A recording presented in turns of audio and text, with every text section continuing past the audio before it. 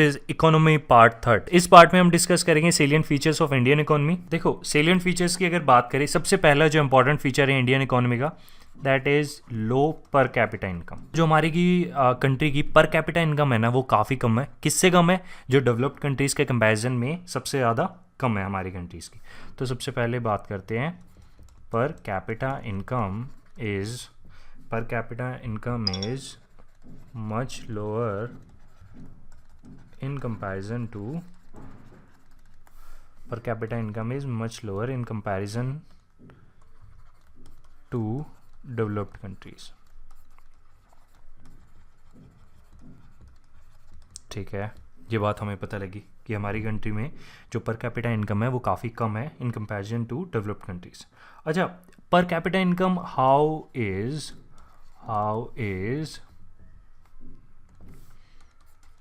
per capita income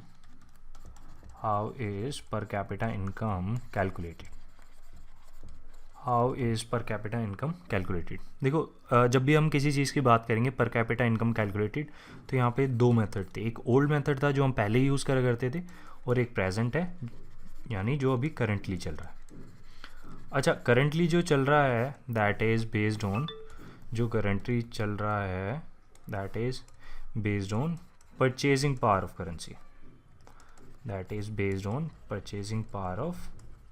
currency। Right. जो पहले old traditional method था वो कौन सा था? वो था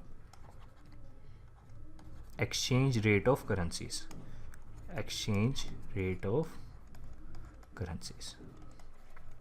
देखो बहुत सारे बच्चे, मैंने पहले भी सुनी हुई है ये बात, वो बोलते हैं सर डिटेल में बढ़ाओ। देखो एसएससी में जब मैं इकोनॉमिक्स की बात करता हूँ या मैं जितने भी जीएस के सब्जेक्ट्स की बात करता हूँ, आपको सिर्फ आंसर आना चाहिए, आपको उसकी डेप्थ में नहीं जाना। क्योंकि एसएससी को खुद पता है कि जो बच्चे आते हैं वो सारे डिफरेंट बैकग्राउंड से आते हैं, वो डेप्थ में इतने क्वेश्चन पूछता नहीं है, वो ऊपर ऊपर से क्वेश्चन पूछता है। उसको भी पता है अगर वो डेप्थ में क्वेश्चन पूछने चला गया तो यानी वो आप एसएससी के एग्जाम नहीं दे रहे, वो आप यूनिवर्सिटी एग्जाम दे रहे हो, आप बैचलर्स का एग्जाम दे रहे हो। अगर आप इकोनॉमिक्स ऑनर्स कर रहे हो या आप मास्टर कर रहे हो इकोनॉमिक्स में, तब हम डेप्थ में पढ़ेंगे। तो अगर मैं आपको ये सब टर्म बताने लग जाऊँ, एक्सचेंज रेट ऑफ करेंसीज क्या होती है, मेरे को कोई दिक्कत नहीं, आई हैव स्टडीड थोरली, तो मैं तो बता सकता हूँ आपको, बट आपको वो दिक्कत हो जाएगी।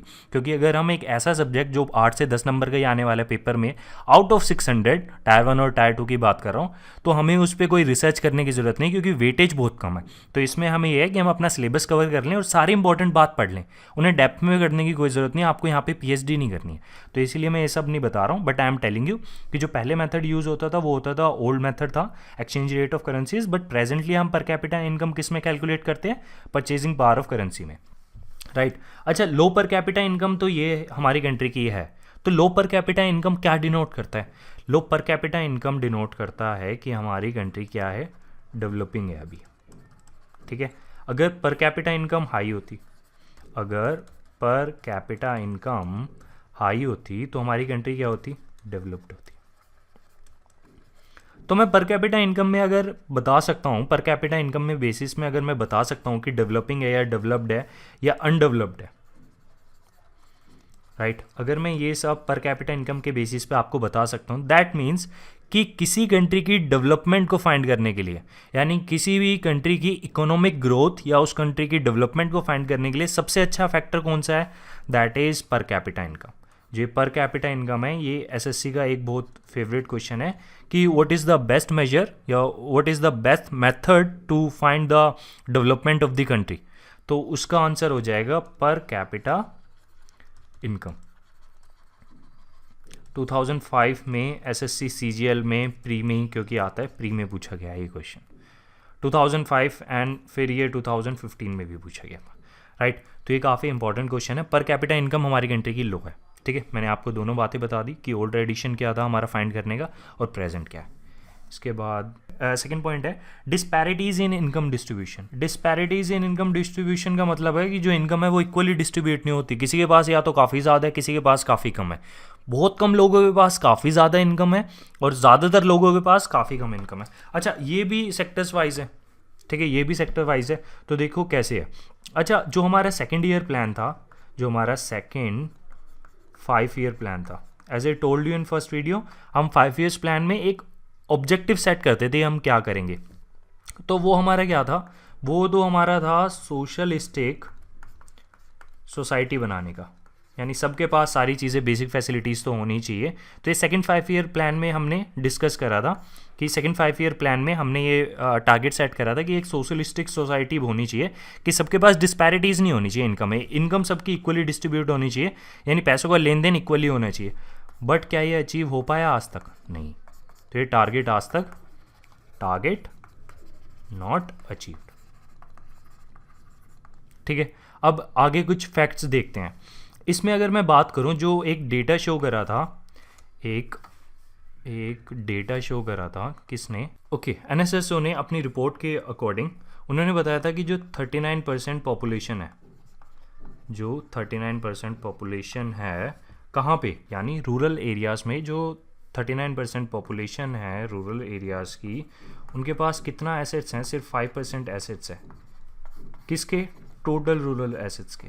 टोटल रूरल एसेट्स में से उनके पास सिर्फ कितने परसेंट एसेट्स है? 5% एसेट्स है टोटल। जबकि जो 8% पॉपुलेशन है, बाकी जो टॉप यानी जो रिच रूरल एरियाज में 8% पॉपुलेशन है, उनके पास कितने परसेंट एसेट्स है? 46% of total assets. 46% of total assets. तो यहाँ पे एक चीज़ देखो, 39% लोगों के पास टोटल एसेट्स में से कितना परसेंट? सिर्फ 5% की, यानी उनकी जो लैंड होल्डिंग्स है या उनके पास जितनी भी मशीनरी है वो सिर्फ कितने परसेंट है टोटल का? 5%। लेकिन जो 8% पॉपुलेशन है, टॉप 8% पॉपुलेशन, उसके पास कितने एसेट्स है? 46%। तो ज़्यादा लोगों के पास तो एकदम कम, और कम लोगों के पास एकदम ज़्यादा पैसे हैं। ये क्या दिखाता है? डिस्पैरिटीज इनकम डिस्ट्रीब्यूशन दिखाता है। अच्छा, ये हमने किसकी बात कर ली? ये तो हमने रूरल एरियाज़ की बात करूं। अगर मैं बात करूं अर्बन एरियाज़ में भी ऐसा है क्या? अर्बन एरियाज़ में भी ऐसा है क्या, यानी डिस्पैरिटीज़ ऑफ इनकम है? तो अर्बन एरियाज़ में इससे भी ज़्यादा इंटेंसिव है ये सब चीज़ें, यानी इवन दो यहाँ पर डिस्पैरिटी है, लेकिन अर्बन एरियाज़ में रूरल एरियाज़ के मुकाबले ज़्यादा इंटेंसिव है। किस चीज़ की? इनकम डिस्पैरिटीज़ की। अगर मैं आपसे थर्ड पॉइंट की बात करूँ, तो third point most important point है। डोमिनेंस है सबसे ज़्यादा किस पे? एग्रीकल्चर पे। अभी एक स्टैटिक पार्ट शो करेंगे, स्टैट के थ्रू समझाएंगे क्या। Dominance on agriculture and heavy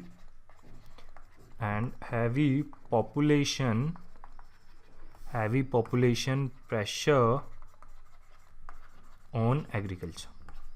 मैंने शायद सेकंड वीडियो में अपने जब मैं सेक्टर्स बता रहा था, मैं बोल रहा था इंडिया की जितनी भी पॉपुलेशन है ज़्यादातर किस पे डिपेंडेंट होती है? एग्रीकल्चर पे डिपेंडेंट होती है। अगर सारी पॉपुलेशन में से ज़्यादातर एग्रीकल्चर पे डिपेंडेंट है, तो इसका मतलब जो हमारी कंट्री का जीडीपी है, जो हमारी कंट्री का ग्रोस डोमेस्टिक प्रोडक्ट है, उसमें सबसे ज़्यादा शेयर किसका होना चाहिए? एग्रीकल्चर का होना चाहिए। यार ऐसे देखो, मान लो ये ग्राफ है, ये हमारी कंट्री का मान लो इतना हिस्सा ये एग्रीकल्चर पे डिपेंडेंट है, तो यानी एग्रीकल्चर से हमें ज़्यादा पैसे मिलते होंगे, तभी तो ज़्यादातर हमारी पॉपुलेशन कंट्री की एग्रीकल्चर पे डिपेंड हो रही है ना यहाँ पे। अगर ज़्यादा पैसे मिलते होंगे, यानी हमारे पैसा ही होगा एग्रीकल्चर में, मैं यही मान के चलता हूँ। सपोज़ ये जीडीपी है और ये हमारा था यहाँ पे एम्प्लॉयमेंट। अगर हमारी कंट्री की ज़्यादातर एम्प्लॉयमेंट एग्रीकल्चर पे डिपेंडेंट है, मैंने बात मान ली, तो मैं बोलता हूँ जीडीपी, यानी एक रफ फिगर, जो हमारी कंट्री जितने भी पैसे प्रोड्यूस करती है, जीडीपी ऐसा होता नहीं है वैसे, I am just giving you hypothetically क्या होता है, तो हमारी कंट्री का जितना भी पैसा प्रोड्यूस होता है साल के एंड में, जीडीपी की अगर बात करूँ, तो ये सारा एग्रीकल्चर में से ही आना चाहिए। तो ये सारा किस में से आना चाहिए? ज़्यादातर ये किस में से आना चाहिए? आई गेस ये एग्रीकल्चर में से ही आना चाहिए, बट ऐसा है नहीं। जो भी मैंने आपको बात बताई ये बात तो ठीक है, हमारी जितनी भी कंट्री की एम्प्लॉयमेंट के लिए जितनी भी कंट्री की ज़्यादातर पॉपुलेशन वो एग्रीकल्चर पे तो डिपेंड है, बट जीडीपी में इसका शेयर है नहीं, सिर्फ 15%, यानी सिर्फ इतना ही पोर्शन होगा पूरे में से, ये सिर्फ एग्रीकल्चर का है। देखो ज़्यादातर एम्प्लॉयमेंट यहाँ पे डिपेंडेंट है, बट जीडीपी में कॉन्ट्रीब्यूशन सिर्फ इतना ही है, राइट। अब फैक्ट्स देखते हैं कि एक्चुअल में है कितना। अच्छा, इसमें अगर मैं बात करूँ, सबसे पहली बात, अगर हमारी डोमिनेंस है एग्रीकल्चर पे, जो लैंड के साथ लेबर का जो रेशो है लैंड में, यानी मान लो ये इतनी लैंड है, यहाँ पे मान लो 2 ही लेबर काम करनी चाहिए, एक और एक, 2 ही लेबर काम नहीं करनी चाहिए, 2 नहीं करती, यहाँ पे कम से कम 4 से 5 करती है। तो जो लैंड लेबर रेशो है, जितनी ज़मीन है उसमें जो लेबर की रेशो है वो काफ़ी ज़्यादा है, जिसकी वजह से ज़्यादा है, तो वो क्या है? Not favourable. किसके लिए नॉट फेवरेबल? इसलिए है क्योंकि अगर मान लो 2 काम करते हैं यहाँ पे और 100 रुपये की मान लो मैं उनको दिहाड़ी देता हूँ, यानी उनकी इनकम जो उनकी वेजेस होती है, अगर मैं 100 रुपये देता एक बंदे को तो दो बंदे कितने कितने ले जाते, 200। कैसे ले जाते, 100 एंड 100। अब मान लो यहाँ पे 4 लोग काम कर रहे हैं, मैं तब भी 200 रुपये दूंगा, तो सब कितने ले जाएंगे, 50 50 50 एंड 50। तो देखो इनकी इनकम तो ऑलरेडी कम हो गई। तो जो लैंड और लेबर का रेशियो है वो अच्छा नहीं है, कम लैंड पे ज़्यादा लेबर काम करती है, जिसकी वजह से वो फेवरेबल कंडीशन नहीं है। किसके लिए, लेबर के लिए, नॉट फेवरेबल। ठीक है, एक बात मैंने डिस्कस कर ली, फाइन। उसके बाद मैं बोलता हूँ per capita land. Per capita land की अगर मैं बात करूँ, देखो जब कम लैंड में ज़्यादा लोग काम कर रहे हैं, इसका मतलब क्या है, जो पर कैपिटल लैंड है वो क्या होगी, ऑब्वियसली कम होगी। कम लैंड में तभी तो ज़्यादा लोग काम कर रहे हैं, लैंड भी कम है, लोग भी ज़्यादा है, तो दोनों ही चीज़ें ख़राब है यहाँ पे। ठीक है, अच्छा अब इस लैंड में ज़्यादा लोग यूज़ हो रहे हैं, तो इसके बाद अगर मैं बात करूँ कि जो लेबर यूज़ है, जो लेबर यूज़ पर हेक्टेयर, ये क्या है, लेबर यूज़ पर हेक्टेयर क्या है, हाई है। कम लैंड में ज़्यादा लोग काम करते हैं, ऑब्वियसली लेबर हाई है। अच्छा यहाँ पे बताओ कि agriculture as I told you वो लाइवलीहुड प्रोवाइड करता है, या मैं बोलूँ एम्प्लॉयमेंट प्रोवाइड करता है कितने लोगों को, 65% to 70% of total population.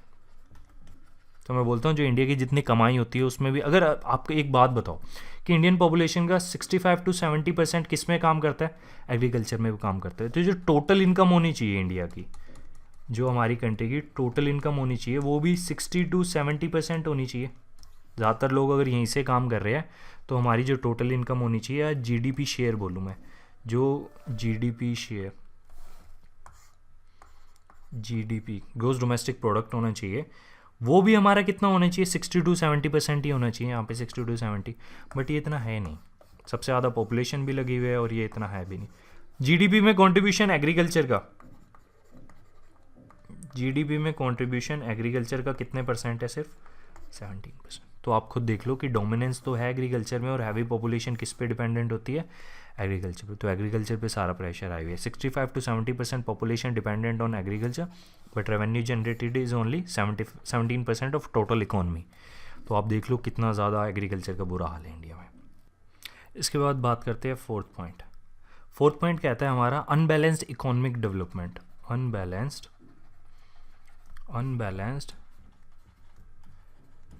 Economic development. अच्छा, as I told you in first part में मैंने बोला कि इंडिया ने अभी तक एक बैलेंस्ड इकोनॉमिक डेवलपमेंट का आज तक टारगेट तो अचीव नहीं करा। तो जो एक वर्ल्ड डेवलपमेंट रिपोर्ट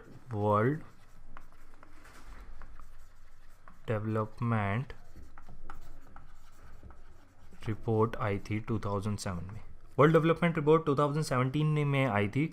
उसने क्या बताया हमारे कि जो हमारी कंट्री की 64% पॉपुलेशन लेबर फोर्स है, वो किस पे डिपेंडेंट है, एग्रीकल्चर में। ठीक है, 16% किस पे डिपेंडेंट है, इंडस्ट्रीज पे। इसके अलावा 20% किस पे डिपेंडेंट है, ट्रेड पे, ट्रांसपोर्ट पे, प्लस अदर सर्विसेज। अच्छा एक बात बताओ, अनबैलेंस इकोनॉमिक डेवलपमेंट कब होएगी, तभी होएगी कि जब ये इक्वली डिस्ट्रीब्यूटेड नहीं है। अगर मैं बोलता कि यहाँ पे हमारी कुछ 33% है, इंडस्ट्रीज़ पे भी 33% है और यहाँ पे भी 33% है, तब तो ये बैलेंस्ड होता। बट अनबैलेंस इसलिए 64 ज़्यादातर पॉपुलेशन किस पे डिपेंडेंट है, लेबर फोर्सेस पे। किस पे, एग्रीकल्चर पे। 16% ऑफ टोटल लेबर फोर्स किस पे डिपेंडेंट है, इंडस्ट्रीज़ पे। 20% किस पे डिपेंडेंट है, ट्रेड पे। इक्वली डिस्ट्रीब्यूटेड ही नहीं है, कहीं पे काफ़ी ज़्यादा है, कहीं पे ठीक सा है, कहीं पे एकदम ही कम है।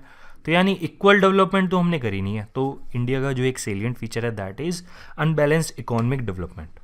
Let's discuss fifth part, lack of capital. Lack of capital, पैसे की तो कमी आई है हमारी कंट्री में, क्योंकि savings are low in India. क्यों, due to low income. Saving तभी कम होती है जब आपकी इनकम कम होती है। सपोज करिए 10,000 की आप सेविंग है and you are living in a metropolitan city like suppose करिए आप बेंगलोर में रह रहे हैं, आई डोंट थिंक सो कि आपकी कोई सेविंग होगी, बट सपोज़ करिए आपकी 1 लाख सेविंग है, तो आप easily you can save something around 15 to 30,000 rupees, ठीक है, क्योंकि आपकी इनकम ही नहीं है, लो इनकम है, तो सेविंग भी आपकी लो होगी। तो सेविंग जब लोगे आपके पास पैसा होगा ही नहीं, दैट मीन्स कि आपका जो लैक ऑफ कैपिटल होगा आपके पास। अच्छा, लो इनकम के साथ सेविंग कम एक रीज़न ये भी है क्योंकि आपका एक्सपेंडिचर भी हाई होगा, जो आप खर्च करेंगे पैसे, एक्सपेंडिचर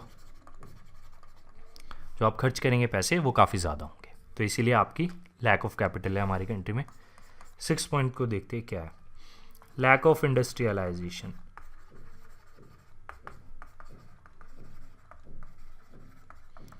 लैक ऑफ इंडस्ट्रियलाइजेशन। अच्छा, इंडस्ट्रियलाइजेशन की 2 बातें होती हैं। सबसे पहले तो हमारे पास मशीनरी होनी चाहिए। अब मशीनरी कैसी होनी चाहिए, डेवलप्ड होनी चाहिए, प्लस मॉडर्न मशीनरी होनी चाहिए। उसके बाद हमारी क्या होनी चाहिए, एडवांस टेक्नोलॉजी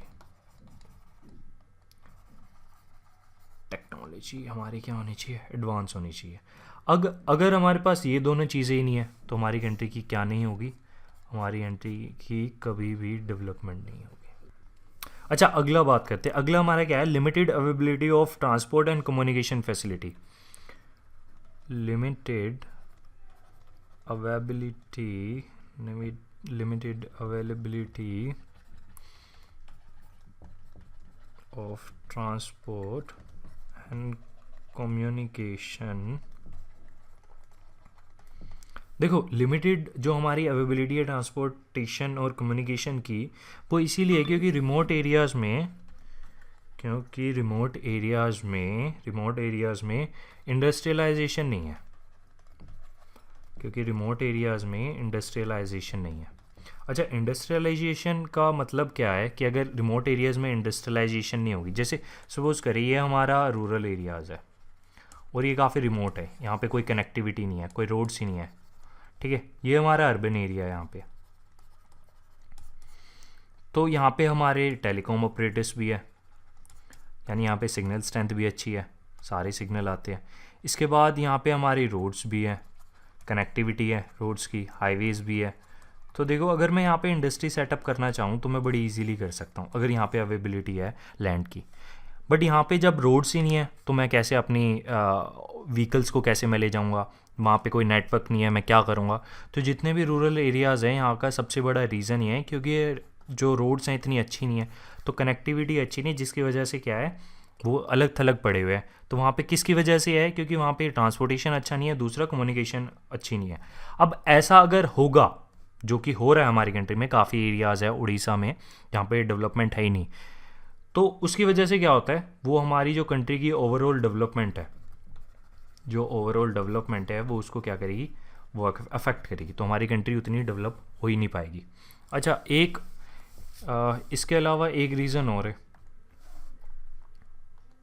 अगर मैं आपसे बात करूं, इसके अलावा इंडियन इकॉनमी में जो होना नहीं चाहिए किसी कंट्री की, कि हमारी ट्रेडिशनल सोसाइटी आज भी बनी हुई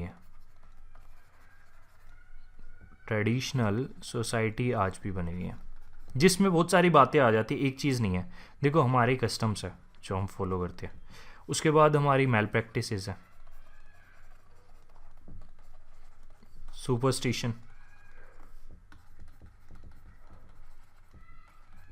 ठीक है, ट्रेडिशनल सोसाइटी की वजह से कस्टम्स, मैल प्रैक्टिसेस, सुपरस्टिशन, ये आज भी हमारी सोसाइटी में अवेलेबल है। इनकी वजह से कोई, मैं बोलूँ इनका डायरेक्ट इम्पैक्ट नहीं है, बट ये एडवर्सली अफेक्ट करते हैं, किस चीज़ को, affects the progress of economic development, they adversely affects the progress of economic development.